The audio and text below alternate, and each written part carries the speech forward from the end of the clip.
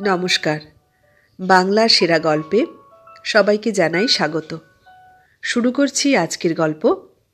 আজ পড়ে শোনাব নগেন্দ্রবালা দাসীর লেখা গল্প মুকুল। তাহলে শুরু করি।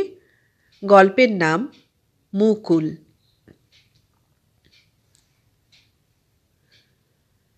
যখন আমার বিবাহ হয় তখন আমার বয়স 11 বৎসর। কিন্তু বয়স অল্প হইলেও আমার শাশুড়ি না থাকায় বিবাহের 1 বৎসর পর হইতেই আমাকে নিয়মিত রূপে স্বামীর ঘর করিতে হয়।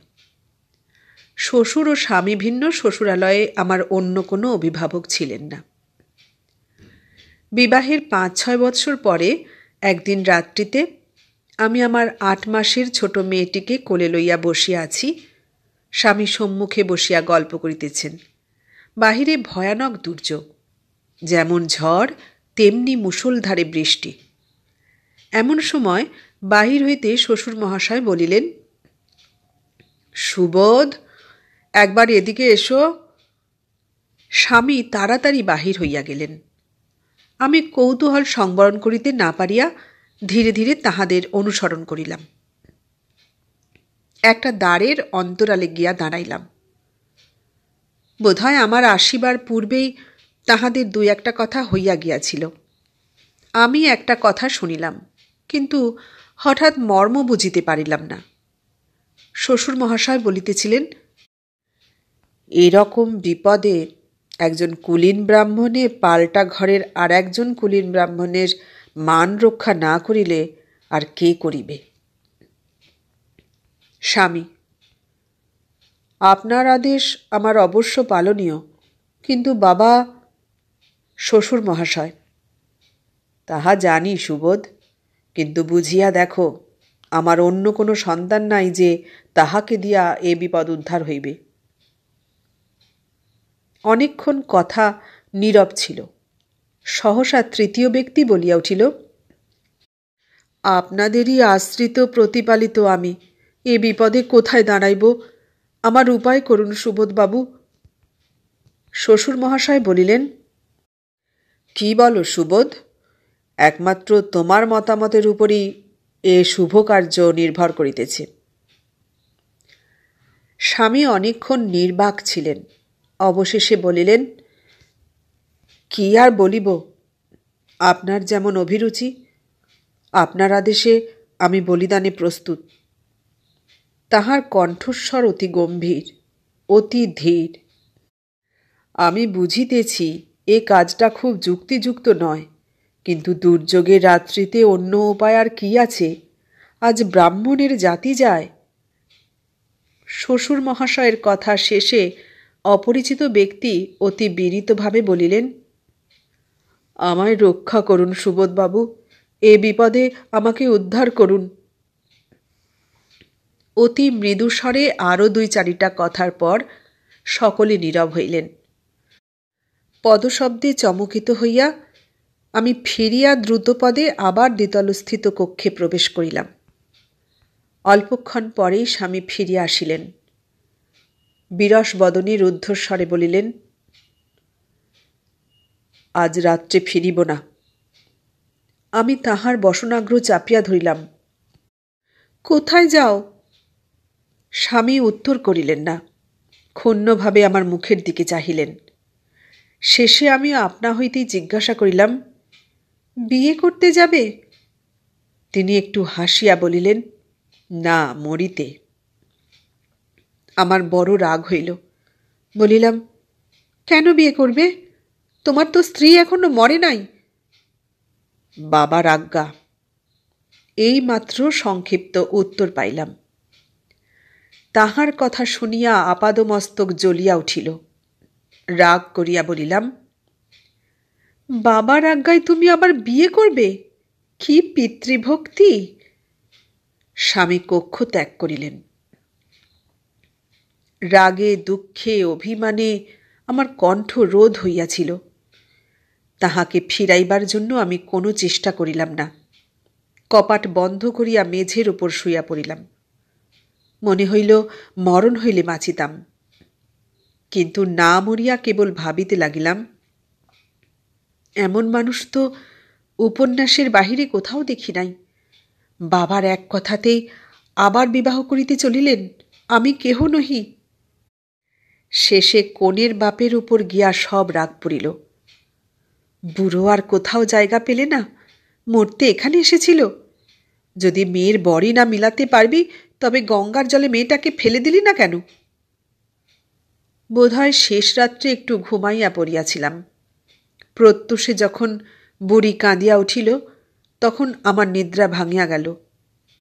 স্বপ্নে দেখিতেছিলাম স্বামী বিবাহ করিয়া বাড়ি ফিরিয়াছেন, নবাগতা বধূ আমাকে প্রণাম করিতেছে।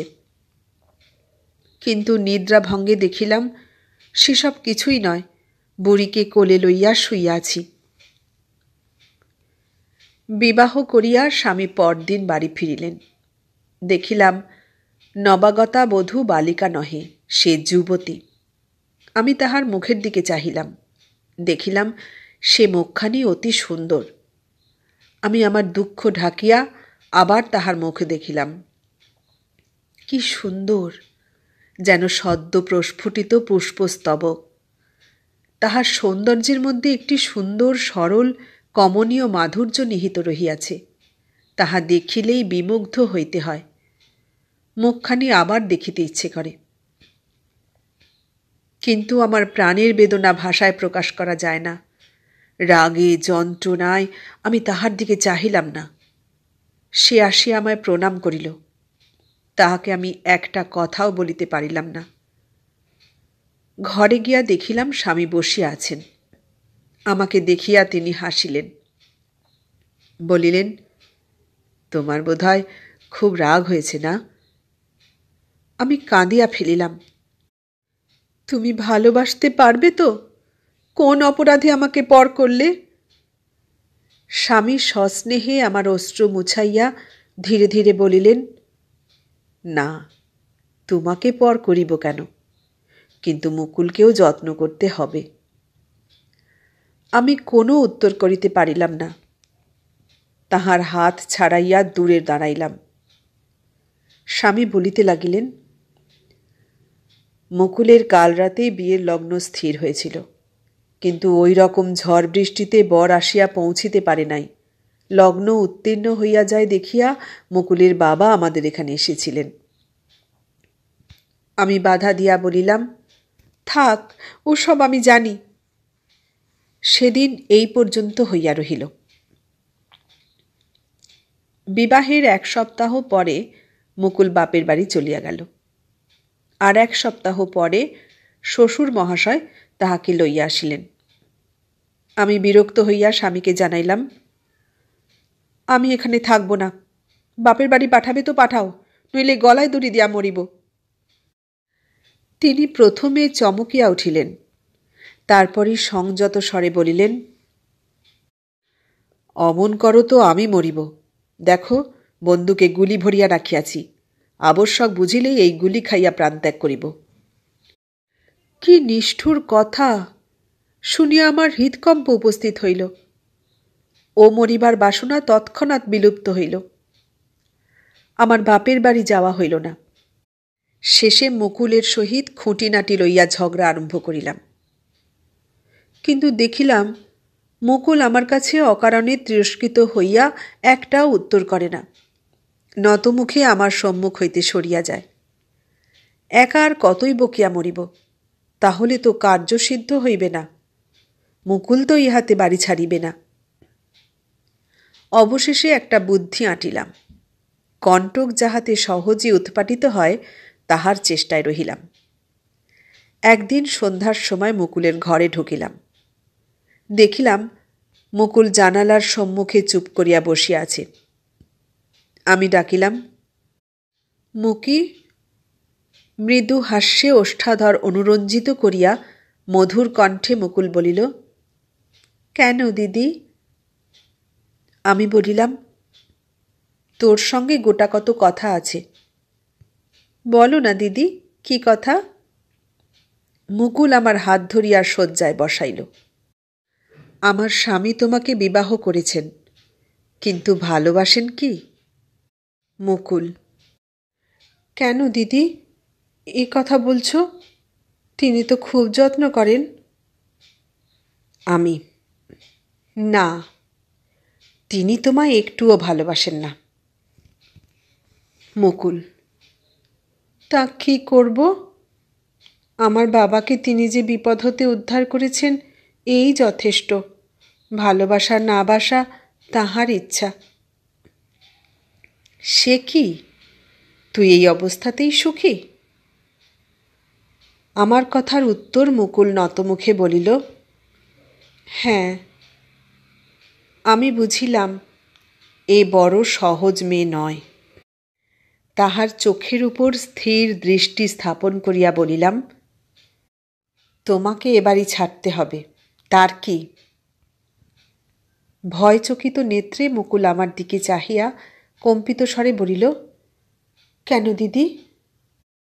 আমার স্বামীতে আমার পুরো দখল, তুই রাক্ষসী, তার মাঝে কে?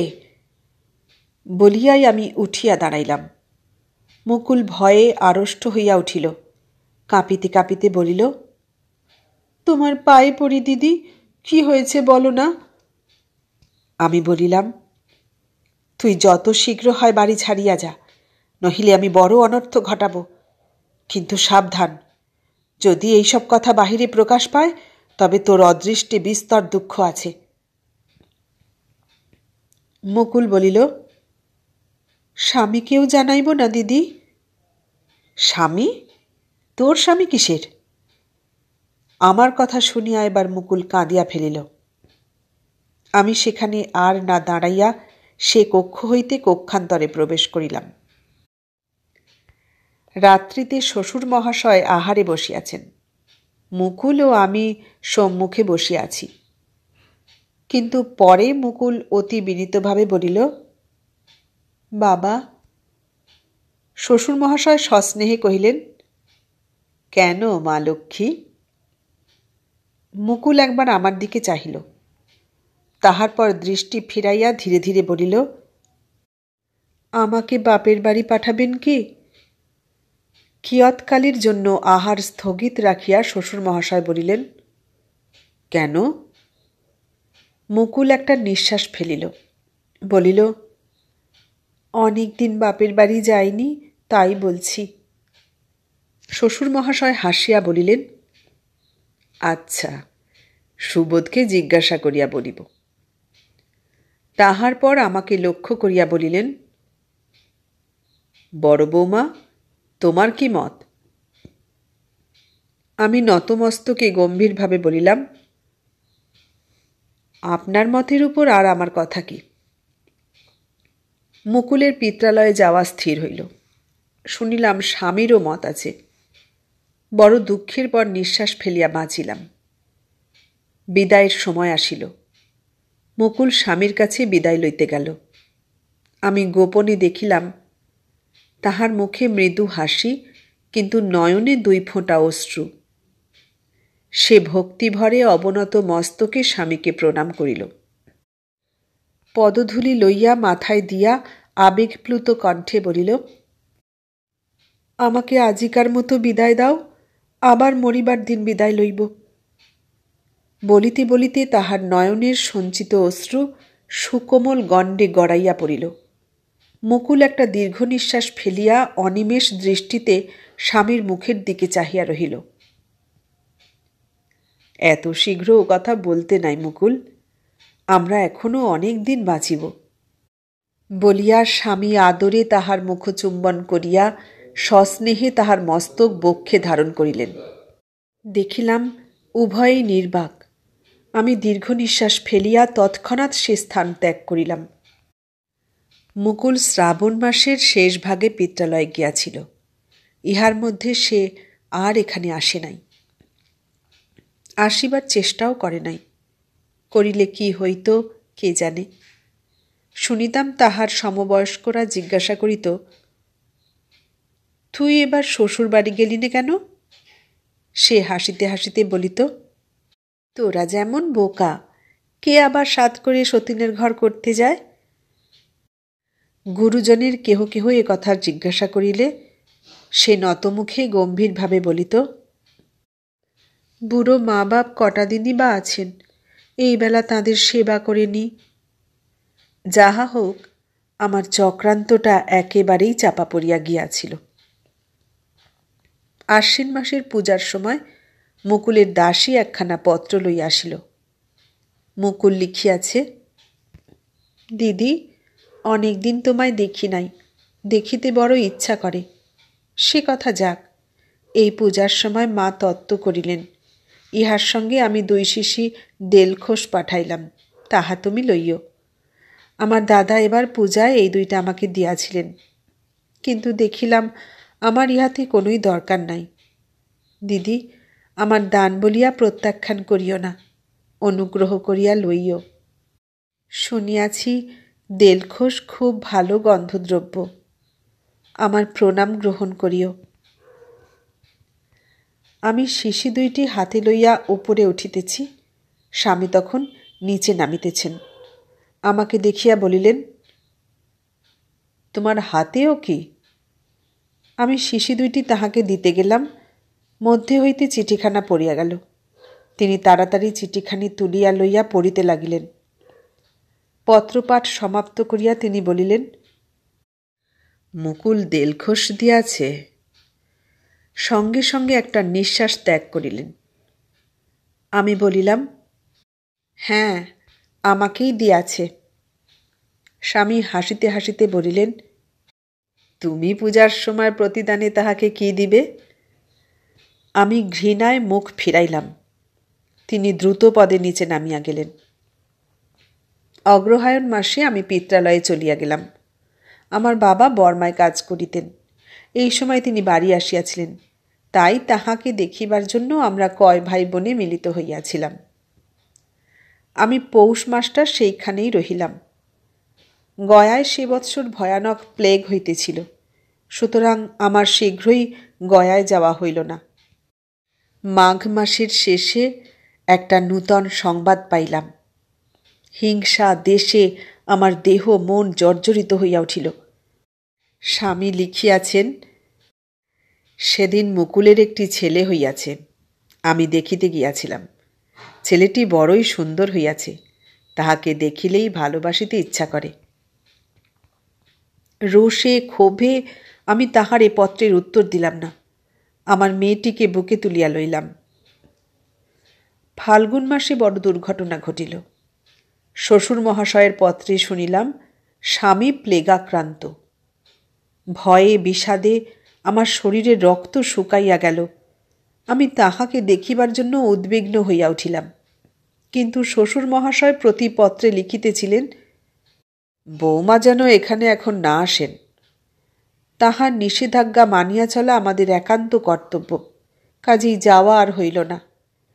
3 সপ্তাহ পরে আমি মুকুলের একখানি পত্র পাইলাম। সে প্রথমে লিখিয়াছে, দিদি আমার চিঠি পড়িবে কি? তাহার পর লিখিয়াছে, দিদি, তোমার স্বামী আজকাল অনেক ভালো আছেন। আমি শ্বশুর মহাশয়কে অনুরোধ করিয়াছি যাহাতে তুমি শীঘ্র আসিতে পাও। তুমি আসিলে আমি অনেকটা নিশ্চিন্ত হই। বুঝিলাম সে এখন শ্বশুরালয়ে। তাহা হইলে সে স্বামীর এই দুঃসময়ে তাহার শুশ্রূষা করিয়াছে। বোধ করি সমস্ত দিন রাত জাগিয়া তাহার সেবা করিয়াছে। আমার মন কি জানি কেন অনেকখানি নরম হইয়া গেল। হঠাৎ মনে হইল তাহার উপর আমি বড় অন্যায়চারণ করেছি। বৈশাখ মাসে শ্বশুর মহাশয়ের পত্র পাইয়া আমি গয়ায় উপস্থিত হইলাম। দিদি এসেছ? বলিতে বলিতে মুকুল আমাকে প্রণাম করিল। লজ্জায় ঘৃণায় আমি কোনো কথা কহিতে পারিলাম না। মুকুল আমার হাত ধরিয়া উপরে লইয়া চলিল।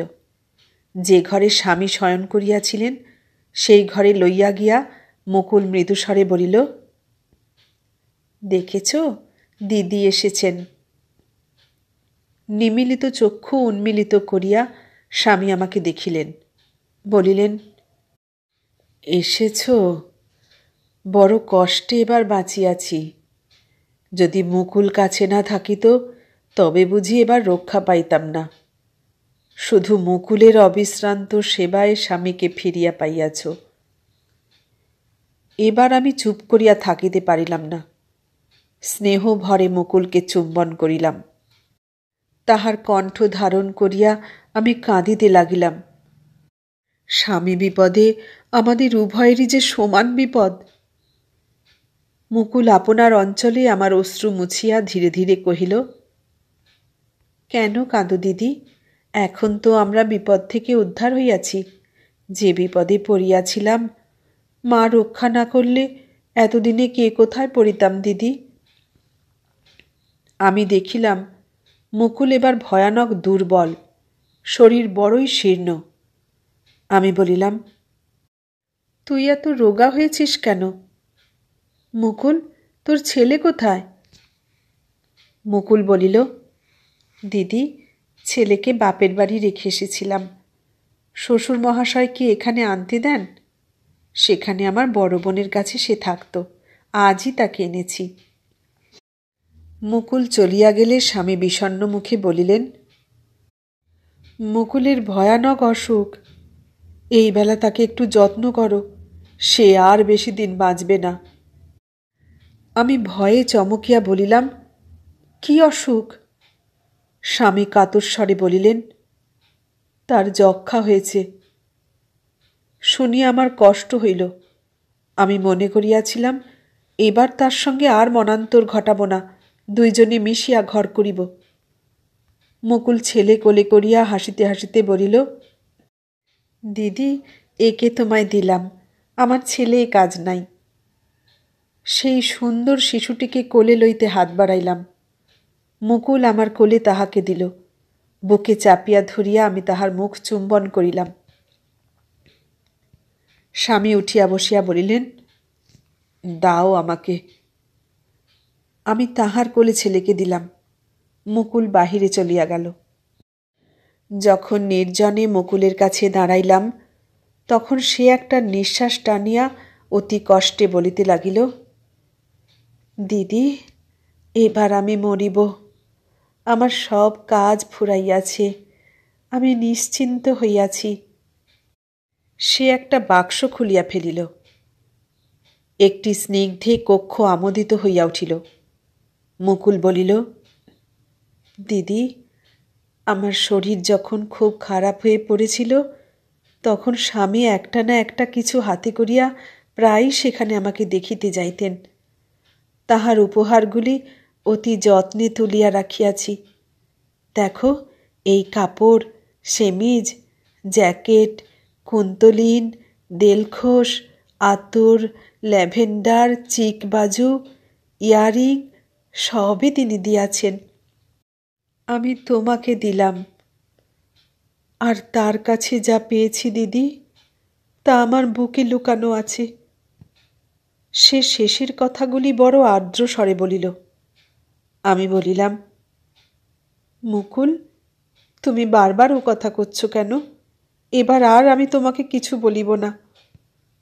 মুকুল বিষাদের হাসি হাসিয়া বলিল, দিদি, এবার আমাকে যেতেই হবে। মুকুল কথা শেষ করিয়া একটা নিঃশ্বাস ফেলিল। তাহার অশ্রুপূর্ণ চক্ষু অঞ্চলে মার্জনা করিয়া মাটিতে বসিয়া পড়িল।